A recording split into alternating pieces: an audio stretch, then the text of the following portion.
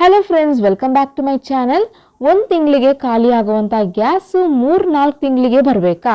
ಇವತ್ತು ನಾನು ಹೇಳುವ ಟಿಪ್ಸನ್ನು ಫಾಲೋ ಮಾಡಿದರೆ ಸಾಕು, 3 ತಿಂಗಳಾದರೂ ಗ್ಯಾಸ್ ಖಾಲಿ ಆಗೋದೇ ಇಲ್ಲ. ಇದರಿಂದ ನಿಮಗೆ ತುಂಬಾ ಹಣ ಉಳಿಯುತ್ತೆ. ಓಕೆ, ಈ ಟಿಪ್ಸ್ ಯಾವುದು, ಹೇಗೆ ಮಾಡೋದಂತ ನೋಡೋಣ ಬನ್ನಿ.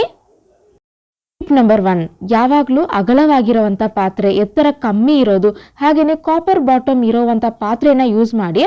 ಆಗ ಪಾತ್ರೆ ಬೇಗನೆ ಬಿಸಿಯಾಗಿಬಿಡುತ್ತೆ. ಅಷ್ಟೇ ಅಲ್ಲ, ತುಂಬ ಹೊತ್ತು ಅದು ಬಿಸಿಯಾಗೇ ಇರುತ್ತೆ. ಆಗ ಗ್ಯಾಸ್ ನಿಮಗೆ ತುಂಬ ಸೇವ್ ಆಗುತ್ತೆ. ಟಿಪ್ ನಂಬರ್ 2, ತರಕಾರಿಗಳಾಗಿರ್ಬೋದು, ಇಲ್ಲಾಂದರೆ ಹಾಲು ಪ್ಯಾಕೆಟು ಯಾವುದೇ ಇರಲಿ, ಫ್ರಿಜ್ಜಿಂದ ತೆಗೆದ ತಕ್ಷಣ ಯೂಸ್ ಮಾಡೋಕ್ಕೆ ಹೋಗಬೇಡಿ. ಆಗ ನಿಮಗೆ ಗ್ಯಾಸ್ ತುಂಬ ವೇಸ್ಟ್ ಆಗುತ್ತೆ. ನೀವು ಮುಂಚೆನೇ ತೆಗೆದಿಡೋಕ್ಕೆ ಮರ್ತೋಗಿದ್ದೀರಾ ಅಂದರೆ ಈ ಟಿಪ್ಸ್ ಫಾಲೋ ಮಾಡಿ. ನೀರಿಗೆ ಸ್ವಲ್ಪ ಉಪ್ಪನ್ನು ಹಾಕ್ತಾ ಇದ್ದೀನಿ. ಈ ನೀರಲ್ಲಿ ತರಕಾರಿ ಮತ್ತು ಹಾಲು ಪ್ಯಾಕೆಟು ಇದೆಲ್ಲ ಹಾಕಿ ಇಟ್ಕೋಬೋದು.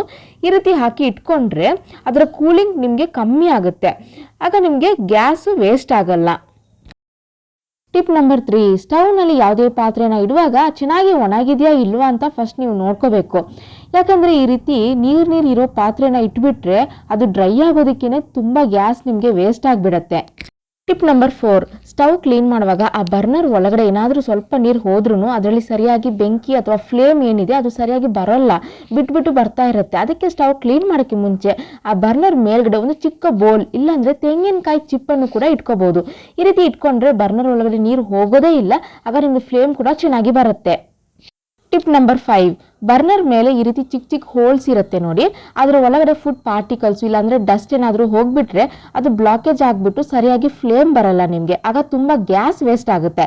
ಅದಕ್ಕೆ ಟೂತ್ ಪಿಕ್ಕು ಇಲ್ಲಾಂದರೆ ಸೇಫ್ಟಿ ಪಿನ್ ಯಾವುದಾದ್ರೂ ತಗೊಂಡು ಅದರ ಒಳಗಡೆ ಈ ರೀತಿ ಹಾಕಿ ತೆಗೆಯುವಾಗ ಬ್ಲಾಕೇಜ್ ಏನಾದರೂ ಆಗಿದ್ರೆ ಅದು ಕ್ಲಿಯರ್ ಆಗುತ್ತೆ. ನಿಮಗೆ ಫ್ಲೇಮ್ ಕೂಡ ತುಂಬ ಚೆನ್ನಾಗಿ ಬರುತ್ತೆ. ಟಿಪ್ ನಂಬರ್ 6, ತುಂಬ ಜನ ಕಿಚನಲ್ಲಿ ಈ ಸ್ಟವ್ ಎದುರೇ ಕಿಟಕಿ ಇರುತ್ತೆ. ಇದರಿಂದ ಬರೋ ಗಾಳಿ ಸ್ಟವ್ ಫ್ಲೇಮನ್ನು ಡಿಸ್ಟರ್ಬ್ ಮಾಡ್ತಾ ಇರುತ್ತೆ. ಆಗ ತುಂಬ ಗ್ಯಾಸ್ ನಿಮಗೆ ವೇಸ್ಟ್ ಆಗ್ತಾ ಇರುತ್ತೆ. ಸೊ ಕಿಟಕಿಯಿಂದ ತುಂಬ ಗಾಳಿ ಬರ್ತಾ ಇದ್ರೆ ಅದನ್ನು ಕ್ಲೋಸ್ ಮಾಡೋಕ್ಕೆ ಟ್ರೈ ಮಾಡಿ, ಇಲ್ಲಾಂದರೆ ಸ್ಟವನ್ನು ಬೇರೆ ಕಡೆಗೆ ಶಿಫ್ಟ್ ಮಾಡಿ. ಲಾಸ್ಟಾಗಿ ಚಿಕ್ಕ ಚಿಕ್ಕ ಟಿಪ್ಸನ್ನು ಶೇರ್ ಮಾಡ್ಕೋತೀನಿ. ಸಾಂಬಾರಾಗಿರ್ಬೋದು, ಏನಾದರೂ ಅಡುಗೆ ಮಾಡ್ತಾ ಇರುವಾಗ ನಾವು ಹೆಚ್ಚಾಗಿ ಆ ಸೌಟನ್ನು ಅದರಲ್ಲೇ ನಾವು ಬಿಟ್ಬಿಡ್ತೀವಿ ಗೊತ್ತಿಲ್ಲದೆ. ಆಗ ಆ ಸೌಟ್ ಕೂಡ ಅದರೊಟ್ಟಿಗೆ ಬಿಸಿ ಆಗ್ತಾ ಇರುತ್ತೆ. ಇದರಿಂದ ಕೂಡ ನಿಮಗೆ ತುಂಬ ಗ್ಯಾಸ್ ವೇಸ್ಟ್ ಆಗುತ್ತೆ. ಏನೇ ಅಡುಗೆ ಮಾಡೋಕ್ಕಿದ್ರೂ ಮುಚ್ಚಳ ಹಾಕಿ, ಆಗ ನಿಮಗೆ ಗ್ಯಾಸ್ ತುಂಬ ಸೇವ್ ಆಗುತ್ತೆ.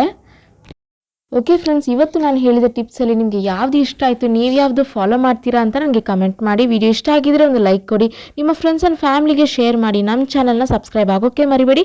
ಇನ್ನೊಂದು ಇಂಟ್ರೆಸ್ಟಿಂಗ್ ವಿಡಿಯೋದಲ್ಲಿ ಮೀಟ್ ಮಾಡ್ತೀನಿ. ಅಲ್ಲಿವರೆಗೂ ಬಾಯ್ ಬಾಯ್.